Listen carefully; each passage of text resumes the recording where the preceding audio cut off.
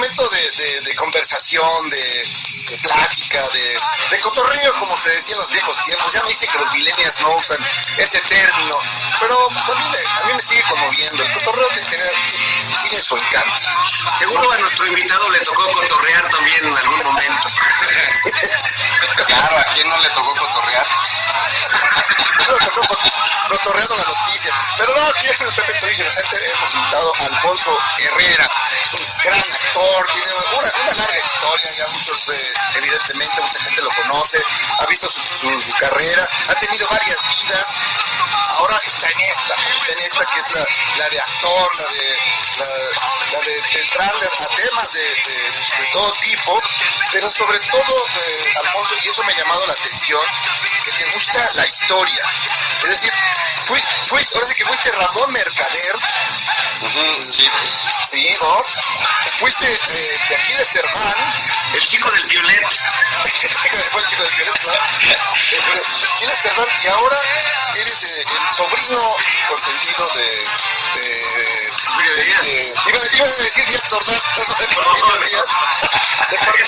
Sí tenía su sobrino consentido también. También tenía su sobrino consentido, es cierto. En la película El baile de los 41. No, pero ¿esta onda histórica o qué? Pues te voy a decir una cosa, a mí me gustan las historias que tengan una buena columna vertebral. Creo que al final de cuentas la historia, si tú tienes una muy buena columna vertebral, pues puedes ir para arriba o para abajo, ¿no?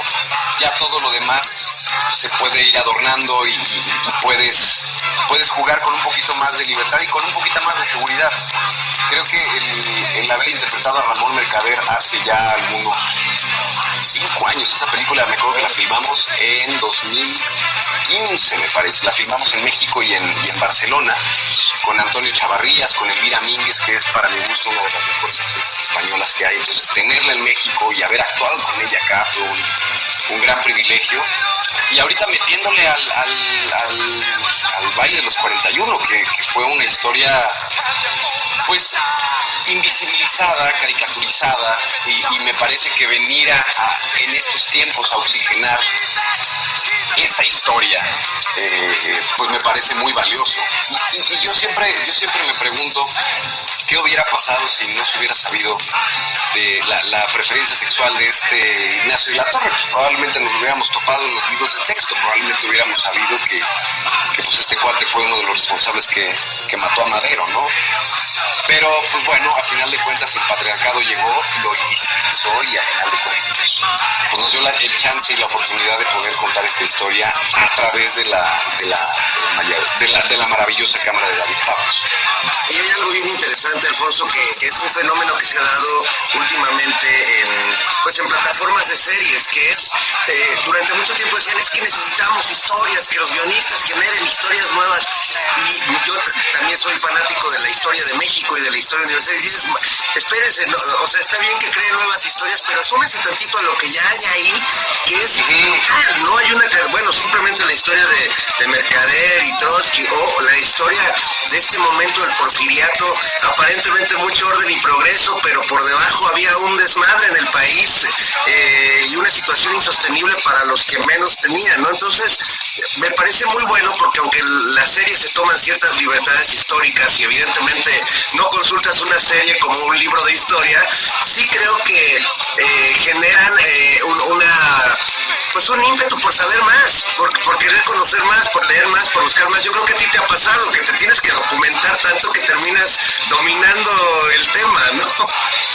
Y además fue un gran reto, porque hay poca información, realmente hay poca información para poder saber. Hay un libro que para mí fue muy valioso, que es de Carlos Tello Díaz, que se llama El Exilio, que habla del gabinete de Porfirio Díaz, habla particularmente de cuál fue la vida de Porfirio Díaz una vez que se fue de México, que bueno, se la pasó cachetón el cuate, o sea, se fue a Europa, pero se la pasó. Wachowski. Eso fue en el cine, sí. No, fue en el Sense8, ¿no? Sense8, sí. ¿Cómo fue? Sonaba una pequeña digresión. Son unas genias, saben perfectamente lo que quieren, tienen ya toda la serie, o por lo menos eso fue lo que yo pude percibir percibir que ya tienen toda la serie armada en la cabeza y lo único que tienen que hacer es llegar y materializarla. Yo recuerdo un momento muy específico cuando estábamos filmando en Constituyentes y les acondicionaron como una parada de microbús con banderas para que ellas se pudieran sentar ahí y pues, estuvieran planeando la escena. Y fue como surreal ver a las Wachowski ahí sentadas en una parada de microbús, planeando la escena, diciendo, bueno, y de aquí nos vamos a a Islandia, y después de aquí cortamos a Kenia. Y yo decía, yo hace 16 años me iba de pinta para ver Matrix, y de repente aquí estoy, trabajando con Lana y con Lily. Era impresionante, a mí me voló la cabeza. Y pues son dos genias que revolucionaron la forma de hacer cine, y en ese momento en una plataforma que revolucionó la manera en la que vemos contenidos, porque fue una de las primeras series que Netflix lanzó. Fíjate que increíble pues conocer a estos personajes que no solo revolucionan la manera de hacer cine, sino que en el caso de ellas se revolucionaron a sí mismas de una manera insólita e increíble, ¿no? Que puso ante el mundo pues el tema de la transexualidad y de la libertad de elegir quién quiere ser uno, ¿no? Que básicamente en el caso del actor es una construcción que nunca termina, ¿no? Efectivamente, y creo que la hipótesis ahí está en la serie, ¿no?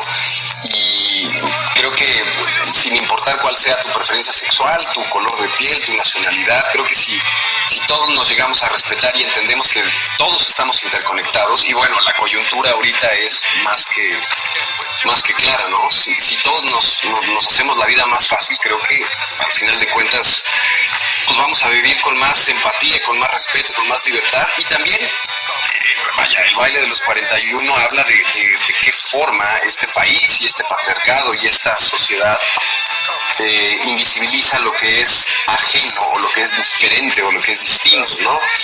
Y pues bueno, aquí estamos pero bueno, llegando y regresando un poco a la parte de Sense8, fue un placer haber trabajado con ellas, y yo espero en algún momento que se acuerden de este mexicano y poder volver a trabajar con ellas, porque fue algo increíble. No, qué maravilla. Y regresando entonces al baile, todos tenemos esa referencia como una broma, pues sí, la caricatura de Posadas. Sí, no, el 41, el número mágico, el no sé qué. Ya cumples 41, abusado, carnal, y así, ¿no? Y así crecimos con esa referencia. Y creo que es muy útil y también muy conmovedor entrar a esta historia, ¿no? Desde de otra perspectiva, liberar ese tabú, ¿no? Esa cosa que estaba, era como un chiste, ¿no? Pues, parece que un pariente de Porfirio Díaz estuvo en una fiesta y eran 42 y en realidad dijeron que eran 41. Entonces, es muy interesante que les que hayan generado otra mirada a esta historia. Y no solamente habla de la homofobia que existe en este país, sino también habla de la misoginia, del racismo tan brutal que existe en este país. Yo recuerdo cuando estábamos filmando en el MUAC, hicimos unas escenas tratando de recrear el castillo de Chapultepec.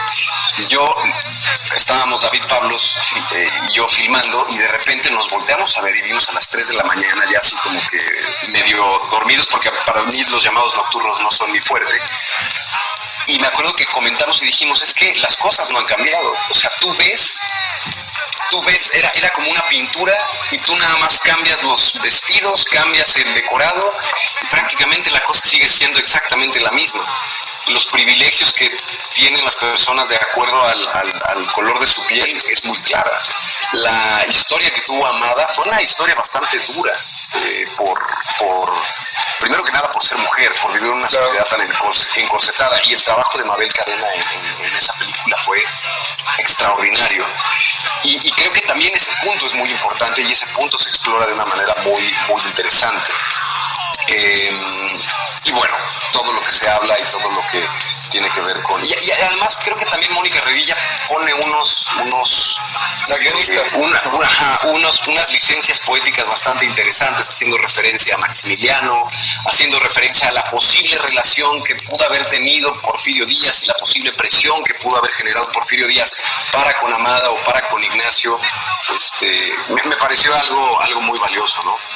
Es que ahí hay otro tema, otro factor importante, Poncho, que es la doble moral que siempre ha acompañado a la sociedad mexicana, ¿no? Y pensar en el porfirismo y en esa época, como tú dices, acorsetada, ¿no? Como de muchas formas, de muchos protocolos, pero a la vez esta doble moral que permitía que pues se dieran esta clase de celebraciones clandestinas, o por ejemplo, que lo que me enteré la otra vez, que ya había cine porno en México, cine porno hecho en México, además, que se transmitía en salas también, donde iba gente de todas las clases sociales. Pasaron en TV UNAM, por cierto, una recopilación de cortos pornográficos mexicanos muy simpáticos y radicalmente porno, pero bueno, en esa doble moral que, como bien dices, también prevalece hasta estos días. Pues sí, exactamente, y creo que esta es una gran posibilidad de ir al pasado y de darnos cuenta dónde estamos como sociedad, cuáles han sido, así que como ya lo habían dicho hace poco, de dónde nos torcimos o dónde se torció la pata, ¿no? Y creo que entre más nos demos cuenta que apoyar y de alguna forma generar empatía y respeto hacia las minorías, creo que podemos dar pasos agigantados como sociedad. Es la única forma, desde mi punto de vista. A mí me encantaría que mi hijo creciera en una sociedad en la cual prevaleciera el respeto y la empatía. Y bueno, crear este tipo de proyectos es difícil en México. Es difícil como ya lo dijeron, por la doble moral, por el machismo, por el que dirán. Y mira, hablando un poco de mi relación con este proyecto, yo estoy profundamente agradecido y profundamente emocionado de haber sido parte de este proyecto. Mire, y me han encasillado de tantas formas y me han encasillado de tantas maneras que yo creo que ya no hay casillas para mí, entonces ya da igual. Y creo que es importante señalar y mostrar este tipo de historias y enseñar las historias que nos cuesta trabajo y que de repente nos cuesta trabajo y nos cuesta lidiar y nos cuesta conversar. Es valioso poder hacer este tipo de cine y obviamente también el poder hacerlo de la mano de David Pablos, que desde mi punto de vista es uno de los cineastas más importantes que tiene este país, desde La canción de los niños muertos, Las elegidas. Tú ya más o menos podías ver cuál podía ser el lenguaje y cuál iba a ser el acercamiento de esta historia, y me parecía muy valioso. También la gran fotografía de Carolina Costa, el decorado de Daniel Schmidt, creo que se juntaron elementos muy valiosos para poder hacer una película de calidad. Fíjate que en ese sentido, pues yo estaba viendo Los Imperdonables, aquella película de Clint Eastwood, ¿no? Ubicada en el oeste y todo esto. Cómo la fotografía era tan cuidadosa, eran velas, eran lámparas de gas, no era luz de ninguna, no había ninguna luz artificial. Y la película del baile, en efecto, tampoco tiene. Entonces, se ven la reunión, el baile, pues sí se ve muy cuidado. No hay ahí luces de neón, no hay nada. Muy cuidado en ese sentido la producción. Y eso me encantó. Te voy a contar una historia acerca de las velas, porque fue un dilema y fue una aventura. Porque efectivamente no querían utilizar luz eléctrica, porque pues había como una parte de clandestinidad, una parte, primero que nada, le iba muy bien al decorado, y pues había que conseguir primero que nada velas que duraran 8 horas de filmación.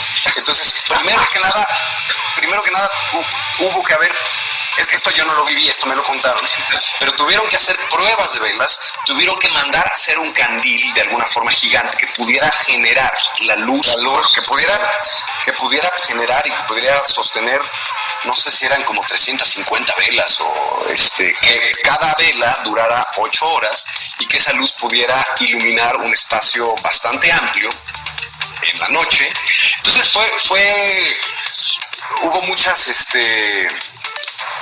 hubo muchas limitantes, pero al final de cuentas se pudieron realizar. Y ojo, esta es una película que se realizó en 7 semanas.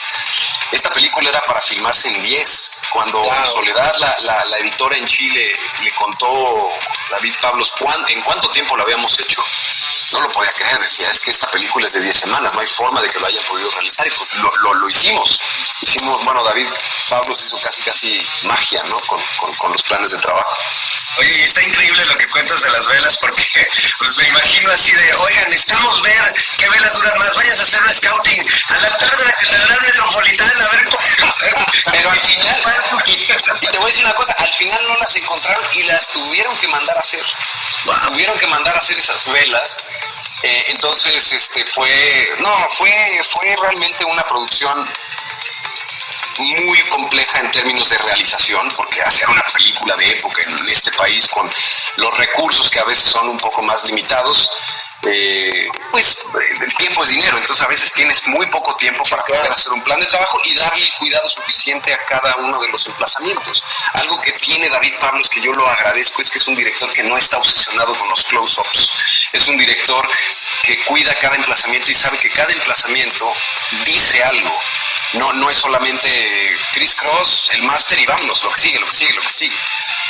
Entonces, pues sí, fueron muchas horas y además los ensayos fue una cosa espectacular porque se tomaba el tiempo y era también llegar al set y descubrir la escena y descubrir el espacio y entender que el espacio, una cosa es lo que te imaginas cuando estás leyendo y otra cosa es llegar al espacio y materializar lo que tú te imaginaste en ese lugar. Entonces, pues hay un descubrimiento también al momento de llegar a ese espacio, ¿no? Y se tomaba el tiempo, David, y es algo que difícilmente puedes encontrar en directores hoy en día. No, da gusto porque tampoco es fácil encontrar buenas historias, pero además que una buena historia se materialice de una buena forma, híjole, es casi un milagro, ¿no? En el cine. Estamos acá en Pepe de Torres Inocente con Alfonso Herrera. Un asunto, es decir, el personaje Ignacio Latorre que encarnas en el Valero 41 es muy complejo, no solamente reducirlo a, pues era un gay, ¿no? Y estaba oculto y estaba en un closet, no. Exacto. Era un tipo muy complicado, muy complejo, era absolutamente conservador, tenía toda la formación de su padre, había sido también, su compañía fue la que emitió los bonos con los que se llevó al final a la intervención francesa. Sí, pues gracias al padre llegaron los franceses. Es decir, es un tipo muy complejo. Él generó también que Zapata él genera su récord social, su resentimiento. Es un tipo muy complejo que además tenía esta circunstancia, ¿no? ¿Cómo fue armar ese personaje? Pues que él estaba bravo. Pues sí, efectivamente, fue un gran reto y creo que en este país y de repente en muchas historias, de repente irte por lo obvio, que es decir, es homosexual, entonces irte por la caricatura, sí, claro, pues obviamente es un grave error. Creo que había que explorar quién era este hombre. A mí siempre me llamó mucho la atención, bueno, si tenía tanto dinero, si tenía tantos recursos, ¿por qué él no se fue? ¿Por qué él no se fue a vivir a Inglaterra? ¿Por qué él no se fue a vivir a Francia? Y eso te deja ver una clave muy interesante de la personalidad de él. Era una persona que le gustaba el poder, era una persona que le gustaba ser la cabeza y le gustaba tener el mando. Y a mí, desde mi interpretación, yo creo y yo considero que él quería ser cabeza o prefería ser cabeza de ratón que cola de león allá en Inglaterra o en Francia. Entonces, por un lado, es mostrar este ser humano que era un político, que quería escalar en las esferas políticas de este país, que al mismo tiempo era un empresario muy exitoso, tuvo uno de los ingenios azucareros más importantes del mundo. En esa época creo que hubo unos problemas en los ingenios azucareros en Cuba, entonces los ingenios azucareros de Morelos tomaron una relevancia muy importante a nivel mundial. Entonces solo después creo que era de Puerto Rico y otro país, no me acuerdo, estaba el ingenio azucarero que tenía en Morelos, era el tercero más importante a nivel mundial. Entonces había que mostrar quién era este cuate ambicioso que se casó con Amada Díaz por interés, y pues eso lo deja ver muy claro la personalidad y cómo él se tenía que desenvolver, y se desenvolvía muy bien en estas esferas. Y por otro lado, entender cuáles eran, o por lo menos suponer o explorar o soñar quién era él, qué era lo que él anhelaba, cuál era esta libertad que él quería, o que todo este grupo, o que todo este clan o este club de los 41 o 42 deseaba, ¿no? Eso. Y hay algo interesante de lo que estás diciendo, Alfonso, que donde se proyecta un poco tu historia personal con los personajes que desarrollas, porque hablabas de que pues luchas un poco contra el encasillamiento desde hace muchos años, porque también te ha tocado vivir en muchos escenarios, que por un lado es un privilegio como actor en términos de experiencias, te has nutrido de experiencias muy diversas y muy locas, ¿no? Tampoco tienes tantos años de vida y has acumulado experiencias que tienen que ver con escenarios diferentes, y eso te ha costado que te encasillen, y eso te ha obligado a ti a volverte esto que eres ahora, un actor que se ha desprendido de esas categorías y que renuncia a lo que a veces la gente le endilga, y que muchos actores se quedan con eso porque para muchos eso es el ideal. En el caso de tu personaje, y no solo de sino creo que de varios que has hecho ya en los últimos años, también tratas de no entrarle al personaje por el lugar común, lo que acabas de decir. Sí, era un homosexual, etcétera. A lo mejor otro actor hubiera hecho un abordaje más común, más del lugar común, más incluso del cliché del homosexual en la historia de México, en la televisión mexicana, que es terrible, ¿no? Y es que ese es justamente el grave error. Creo que entrarle por la obviedad, pues ahí automáticamente no hay un trabajo de por medio, no hay ganas de hilar fino, no hay ganas de poder generar una exploración, un descubrimiento. Y ojo, el hecho de decir, pues sí, era homosexual, pero pues también el contexto es diferente, la coyuntura es diferente. Yo interpreté a Hernando en Sense8 y pues sí, es un personaje homosexual, pero el contexto en el que viven los dos son completamente diferentes, entonces no puedes pretender o pensar que van a ser o hilar exactamente lo mismo, ¿no? Hay que, pues ahora sí que es nuestro trabajo, ¿no? Tratar de explorar y aventurarnos, y es algo que se tiene que hacer. ¿En qué momento, Alfonso, tú descubriste esa vena? Es decir, esa idea de hacer cosas distintas. Yo me acuerdo mucho cuando apareciste en La Dictadura Perfecta. Y dije, ¿qué hace ese cuate ahí? Que no pertenece a ese mundo. ¿Cómo se coló, no? Te voy a contar la historia de La Dictadura Perfecta, porque es una historia muy interesante. En esa época yo iba a hacer un proyecto de televisión y me llega un casting de Luis Estrada, ¿no? Entonces yo digo, Luis Estrada,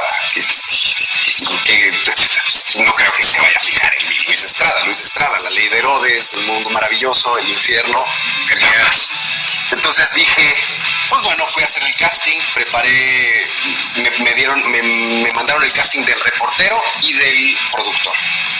Entonces yo preparé los dos. La directora de casting me dice que haga el personaje del reportero, lo hago. Me dice, muy bien, Alfonso, ya está, listo, está perfecto, gracias. Le dije, oye, déjame hago el productor. Pues ya lo preparé, lo muestro, si te gusta, pues increíble, y si no, pues ya lo pones en el behind the scenes y ya se ríen de mí. Y pues hice el casting del productor y les gustó. 3 días después me marca Luis Estrada a mi celular y me dice, yo no sé qué bicho eres, ya sabes cómo es Luis, es maravilloso, es genial. Yo no tengo idea de quién eres tú, Poncho, pero bueno, quiero que vengas aquí a los estudios Churubusco y quiero platicar contigo. Entonces ya me fui con él, me dio la bienvenida, me dijo que el personaje del productor lo iba a hacer un personaje español, pero que si no lo hacía el personaje español, este actor español, lo iba a hacer yo. Entonces yo dije, maravilloso, increíble. Si soy un plato de segunda mesa en una película de Luis Estrada, no me importa. Al final de cuentas, no lo acaba haciendo el español y me acaba invitando y me da la bienvenida a este proyecto con el personaje del productor, y el reportero lo acaba haciendo Osvaldo Benavides. Pero yo me acuerdo el primer día de llamado en Durango, todos se me acercaban y me decían, Alfonso, ¿estás consciente de lo que estás diciendo? ¿Estás consciente de la película, de la película que estás contando y de lo que tú estás de lo que tú significas en esta película. Y yo dije, por supuesto que sé, por supuesto, claro, pero creo que también tenía que ver con una exploración y con querer hacer otro tipo de cosas, ¿no? Increíble. No, sí, para mí sí fue como, qué raro. Bueno, solo te superó Sergio Mayer como el presidente en ese sentido. ¿No? Pero ese fue un gran casting, Sí. O sea, me gustó más el casting que hicieron de Sergio Mayer para La Dictadura Perfecta que para la Secretaría de Cultura. Y creo que todos de alguna forma lo hicieron muy bien. Fue en su momento fue como muy hablado y criticado que pues había muchas personas que habían hecho mucha carrera en la televisión y pues de repente ver esas caras en una película de Luis Estrada a mucha gente rayó, pero al final de cuentas fue muy interesante porque no solamente tenía que ver con la historia, sino también qué era lo que significaba eso afuera de la pantalla. Entonces se convertía en un mensaje doblemente potente, ¿no? Eso es alucinante. Increíble. Oye, Mijailo, pues creo que se nos acaba el tiempo. Sí, se nos está acabando ya. Pero Alfonso, qué chido platicar contigo. Siempre hay mucho tema y mucha tela de dónde cortar, y además con estos últimos trabajos que has hecho, que realmente cada personaje podemos quedarnos un ratito. De veras, gracias y hombre, gracias a ustedes. Un feliz 2021 que ojalá sea mejor que todo lo que ha pasado anteriormente. Igualmente, gracias Jairo, gracias Fernando. No, hombre, qué maravilla.